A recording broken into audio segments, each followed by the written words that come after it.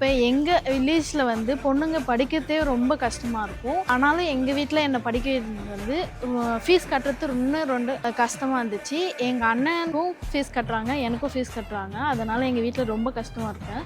இந்த நான் வந்து 12th 553 மார்க் எடுத்ததுனால ஏவவழி சார் வந்து என் ஃபீஸில் வந்து 50% கம்மி பண்ணியிருக்கனால எனக்கு படிக்கிறதுக்கு ரொம்ப ஈஸியாக இருக்குது. எங்கள் பேரண்ட்ஸால் ஃபீஸ் கட்டுறதுக்கும் ஈஸியாக இருக்குது. 3 இயர்ஸ்க்கும் இந்த 50% ஆஃபர் இருக்கிறதுனால என்னால் வந்து ஃப்ரீயாக எந்த டென்ஷனும் இல்லாமல் ஸ்ட்ரெஸ்ஸும் இல்லாமல் படிக்க முடியுது.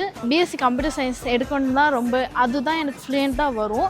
அது இந்த 50% இருந்ததுனால தான் நான் இந்த கோர்ஸ் எடுக்க முடிஞ்சிச்சு.